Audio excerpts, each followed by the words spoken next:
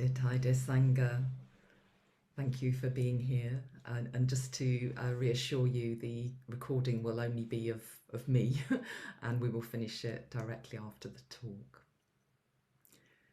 So I'd like to start with just a short reading from Thay, a couple of paragraphs on love.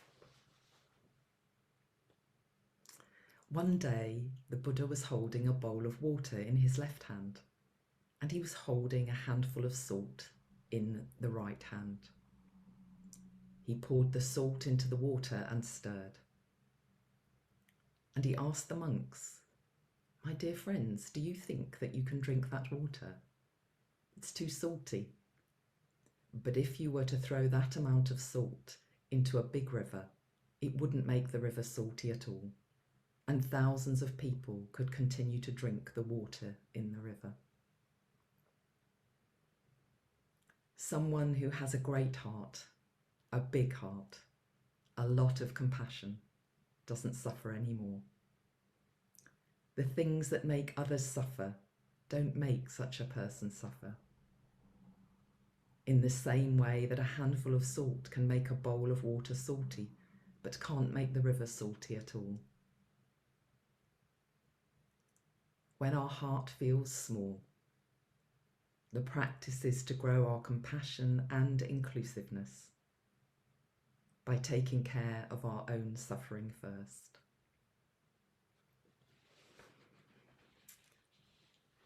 So dear friends, many years ago, I went on my first retreat with Thich Nhat Hanh. And I realised that he was somebody, like in this reading, who had a great heart, a big heart, a lot of compassion and inclusiveness. And to me, he felt like an example of love in action.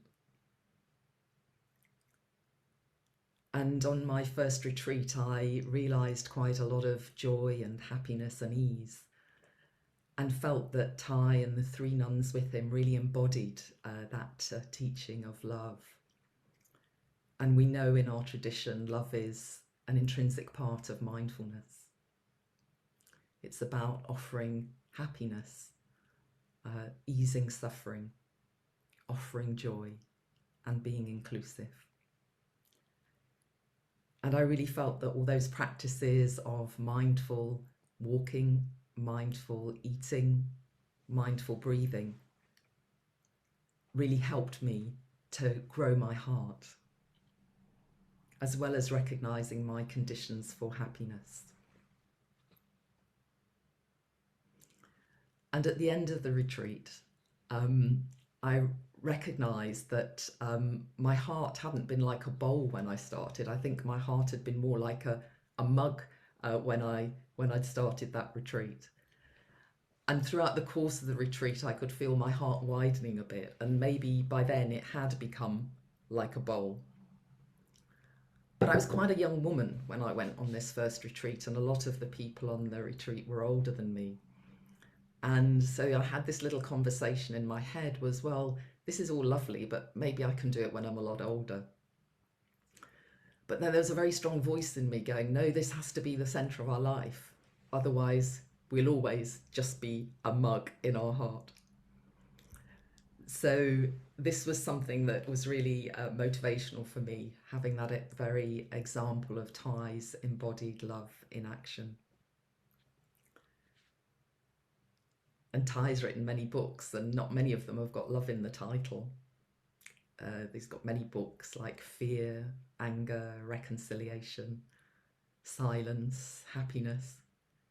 But we know that love is in the pages of each of those books. Love is part of mindfulness in our tradition. Love is being here.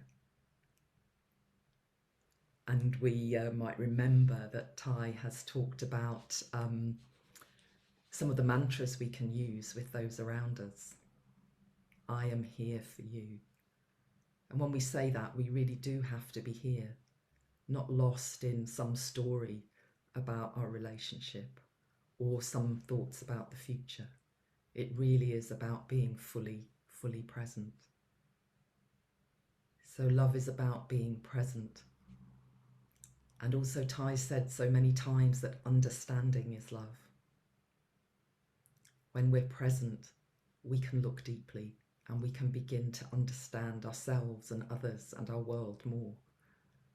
And as we deepen our understanding, we can deepen our compassion, we can deepen our love, we can help those who are suffering more. And so in our practice, nourishing love, growing the mind of love is something that we can do actively with our sangha and with our practice.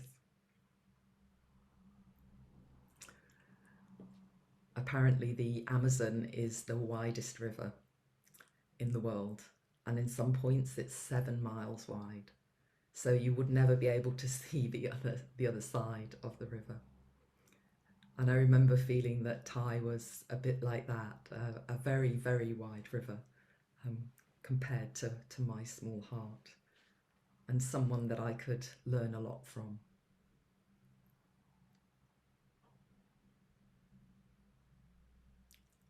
So we can also think about the 4 minds of love,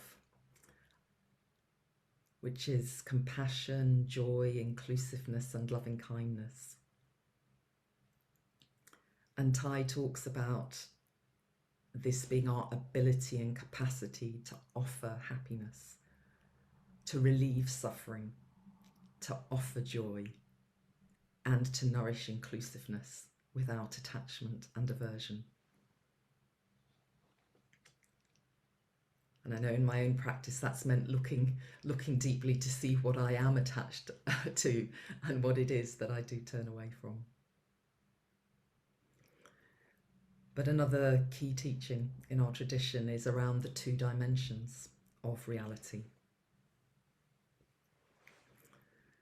We're all brought up in this conventional historic dimension where we have a birth certificate, where we know one day we will have a death certificate, where we have a name, where we feel that we begin and end at our skin.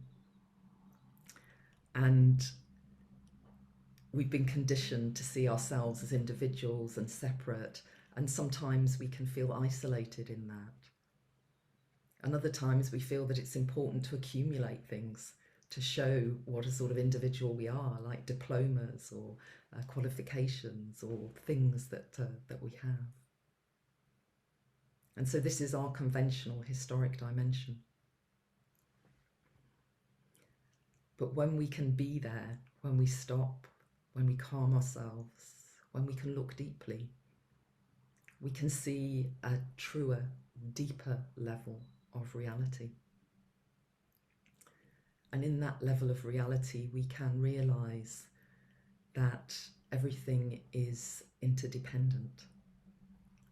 And we can look deeply into our hands and we can see the DNA of all our ancestors. And we know when we've used our hand to invite the bell for the sangha and help the sangha be solid and joyful and nourished, our spiritual ancestors are also in our hand. And there's earth and clouds and oceans and rivers in the water in our hand. And so we can see that we cannot be by ourselves alone. We have already so many non-self elements in us. And we know also that there's constant change and that this impermanence allows everything to be possible.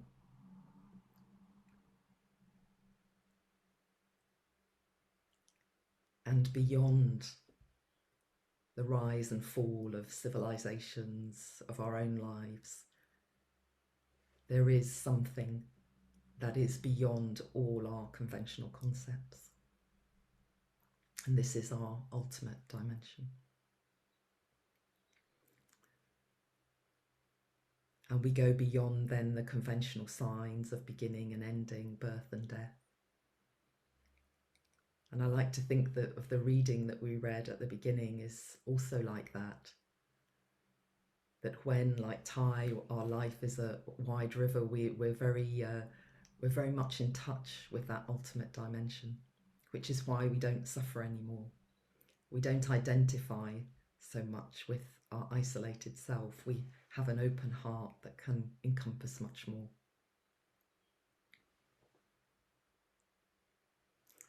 And this was really brought home to me with an experience I had when I lived in London, and Thay was offering a non-residential retreat.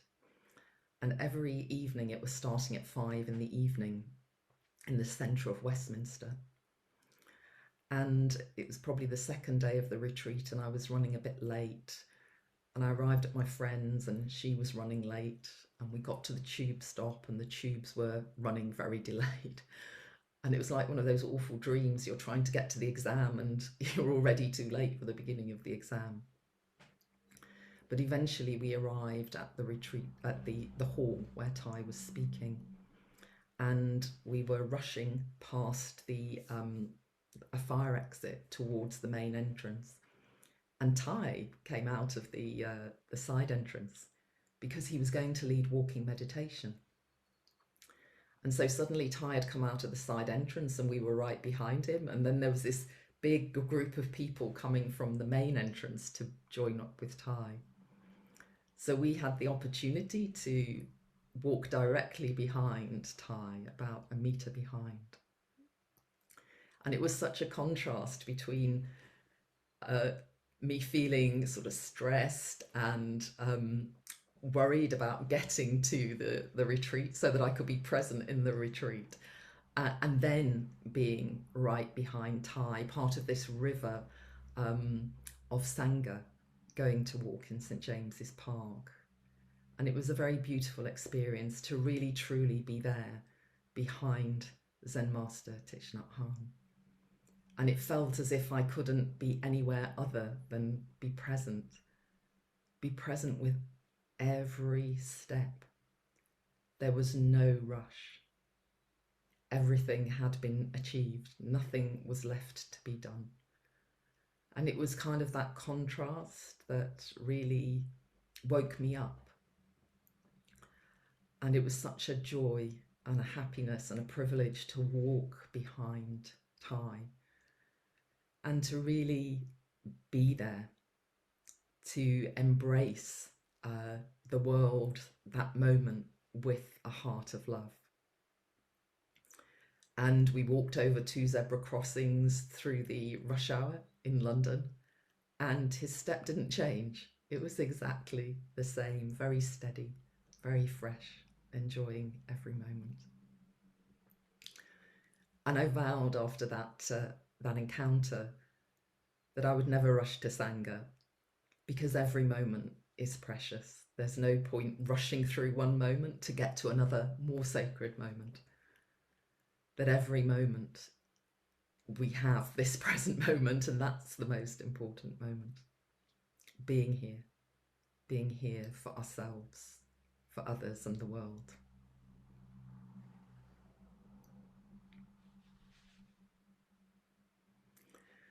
And so I know, and maybe you also have the experience, that my heart feels larger when I'm with sangha, when I'm on retreat, when I practice diligently myself.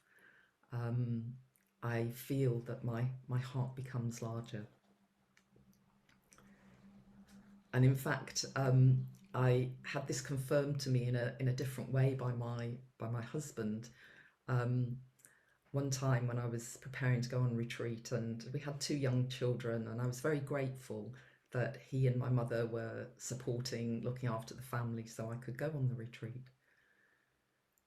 And I recognised this was probably we'd been together about 10 years, and I said, I'm very grateful that you support me going on retreats, and you never complain when I go on retreats. And I'm just interested, why is that? And without hesitation, he said, it's because you're so much nicer when you come back. And I think what he meant was, in our Buddhist teachings, that my heart was much wider when I came back, and I was more relaxed and able to love and appreciate my family, my job, the conditions of my life, and And he experienced that as me being nicer and kinder and more understanding. So it wasn't just that I felt it, but it was also experienced and fed back to me in that way. But I realise also that when I read difficult news, hear about distressing situations in the world, hear about things that aren't fair, hear about people being excluded, about violence, then I can literally feel my heart becoming smaller, and recognizing, when I recognize that, I can recognize as an opportunity to nourish love, to bring love to myself, and to offer love to that situation. And I also need to be skillful to know how much news to consume. If I consume too much, I can feel that my energy is being drained, so I don't have the energy for my practice in the same way. So we know there's the teachings of the four nutriments, and sense impressions of one of those nutriments that we consume. So at this time of pandemic, when we know there's also the reality of climate disruption, it can be, for me, easy to feel I need to be I need to be informed, but sometimes I overdo the being informed and feel then that I'm falling into some level of despair around the situation. And at that point, I need to come back to myself and to take care of that suffering that's been watered in me, so that I can identify the things that I can do to help in these situations without being washed away by my despair and my suffering.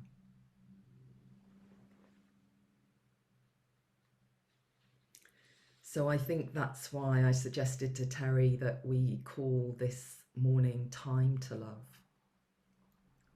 Because when we have difficulties in our lives, that is a time to offer love to ourselves, to others, and to the world.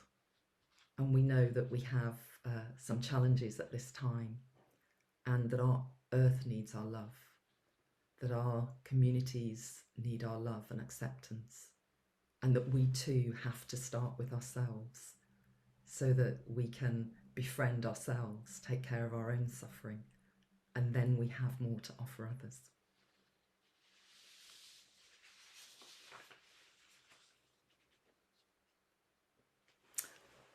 I'm aware when I heard Thay speak about love that perhaps some of my experiences from my early life were not aligned with the idea of spiritual love. I know that my parents did their best, and also that there was many challenges in their lives before they had a family. And also when I was quite young, my mother was extremely ill, and that was a cause of much anxiety. So although there was a lot of love, there was also a lot of anxiety. And as I got older, and you may have had this experience as well, then I would want to express myself in how I dressed. I had a bit of a punk stage, and I remember my mum saying to me, I got dressed up in something, you know, if you really loved me, you wouldn't go out wearing that. And so again, that gave me a message about what is love. It's a conditional thing. I have to be acceptable to mum. and and there was other examples of that in my life as well, in terms of my school marks. They never could be good enough for dad, and so it seemed that somehow love was a conditioned thing in a way. And so although I had a lot of care and affection and encouragement, there was also um, a sense of judgment, and anxiety, and some sort of conditionality in that love. And also just being aware more widely of what was valued in society and how was love seen in society.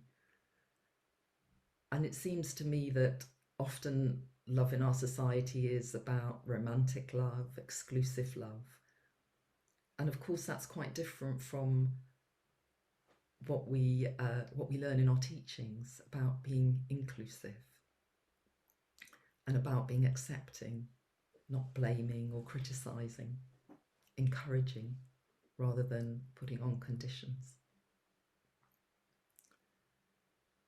So it's very helpful to be able to look deeply into ourselves and to understand perhaps some of the conditioned ideas we have about love, happiness, where we may have,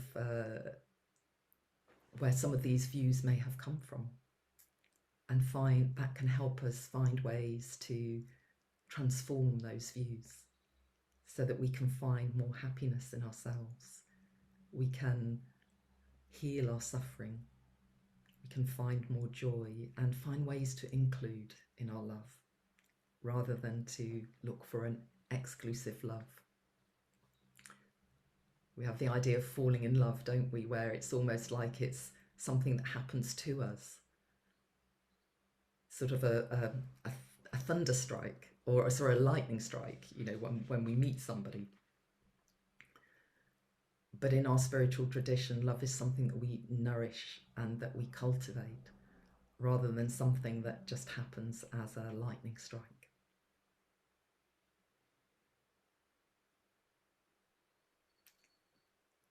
So Terry, I wonder if we could enjoy a sound of the bell.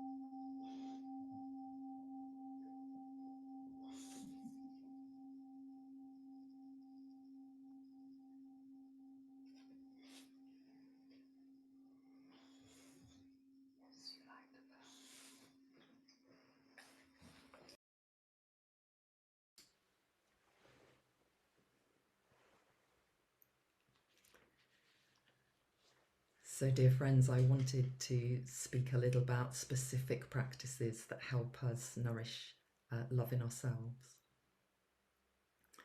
And one of these that I've practiced with extensively, and some of you have joined me over the past 2 years, has been the love meditation provided to us by Thay.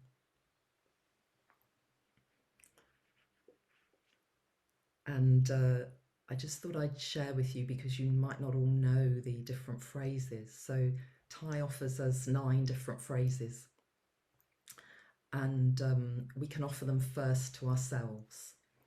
So I'm going to just share with you a slide which has the first 3 phrases on, and I'll just talk a little about that. Can you see the slide now? Okay. So our first 3 phrases: may I be peaceful, happy and light in body and spirit. May I be safe and free from injury. May I be free from anger, despair, fear and anxiety. So for me, these 3 phrases really help me to be in touch with that aspiration to have a peaceful, happy, have peace, happiness and lightness in myself, to take care of this physical body and to also take care of difficult emotions. So really I find that these first 3 lines of the meditation help me to nourish my aspiration to cultivate and nourish love. And I find it's quite important to not just be using those phrases or those sentiments in the meditation, but they actually are part of my life. So sometimes I might be aware there's some anxiety in my body, And so I'll come back to the phrases about, may I be free from the anxiety, may I be able to let it go, may I be peaceful, happy and light. So I'll often use some of those phrases. And recently I was a little bit unwell, and I used that first phrase, may I be peaceful, happy and light in body and spirit, because I didn't really feel very peaceful, happy and light. I felt some tension and feelings of unwellness. But when I offered that phrase to myself, just as I was lying in bed or moving around, I could feel that there was a sense of ease and relaxation coming to my body. I could ease some of that tension from my body by remembering that aspiration. And I'm also aware sometimes maybe I'm a little tired. Maybe I'm driving when I'm tired and I realise I need to stop and freshen myself up. Or I might be chopping vegetables and notice that I'm not really giving it full attention and that's dangerous. So I need to be safe so that I can be free from injury and bring my attention fully into that moment.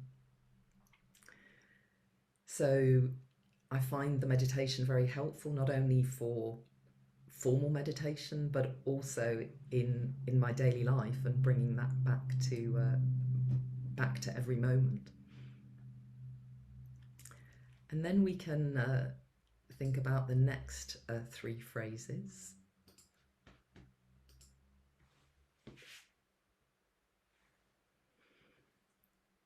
And I really feel a bit attached to the first one. May I learn how to look at myself with the eyes of understanding and love. I think I internalized a lot of self-criticism growing up, and this just feels a wonderful thing to remember, to bring understanding and love to myself. And also to be able to recognize and touch the seeds of joy and happiness in myself. That's so core to our practice. And also at a deep level, to identify and see the sources of anger, craving, and delusion.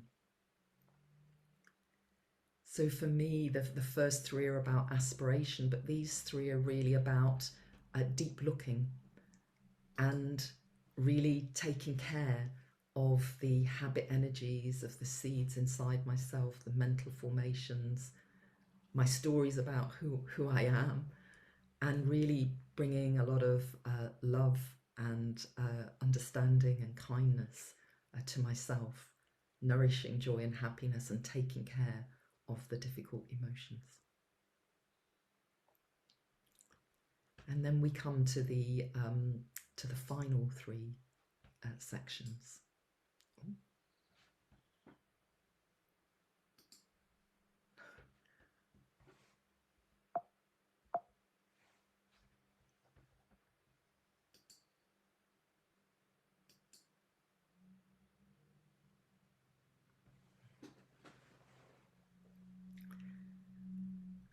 And to me, these kind of move on to a very wide, a wider place. There's knowing how to nourish the seeds of joy in ourselves, which is very beautiful. And obviously we know that being fresh, solid and free is very central in our tradition. And that's free from a sense of a separate self, free from our suffering, being able to release our suffering. So this really is talking now about the ultimate dimension, being free of being caught in the idea of a separate self. And the last line I think is so important, be free of attachment and aversion, yet not be indifferent. And that really speaks to the mind of love, of inclusiveness, including the parts of ourselves that we find difficult with, not being attached too much to, oh, I do this really well, but I'm not very good at that. Just being able to accept all parts of ourselves and to accept others.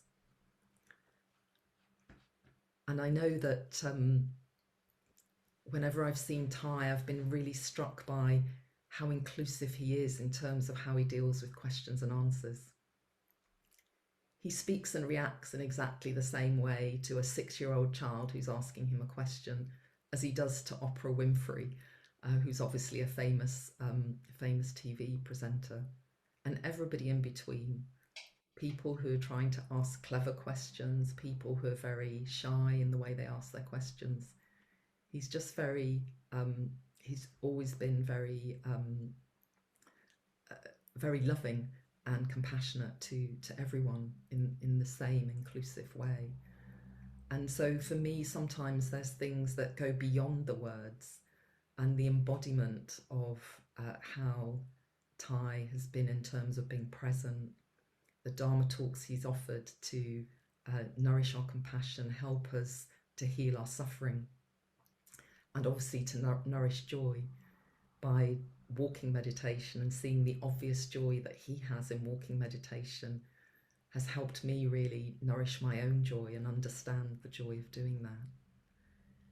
So although many of Thay's words have been very beautiful, I also want to acknowledge the wordless transmissions that I've received from him around love and how to love, and also from the wider sangha, who also embody that same mind of love. And just to finish, I think that sometimes, although my heart can feel small, like the bowl, as I practice more and more, I do recognize that I can feel more part of a river. And I know I don't have to worry about being a 7-mile wide river, because I know as a sangha that we are a river together when we practice being present, when we practice understanding. We're practicing love, joy, inclusiveness, offering happiness and relieving suffering.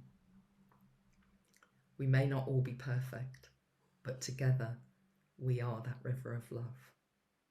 So thank you so much for being here, for your practice, and for listening. Thank you.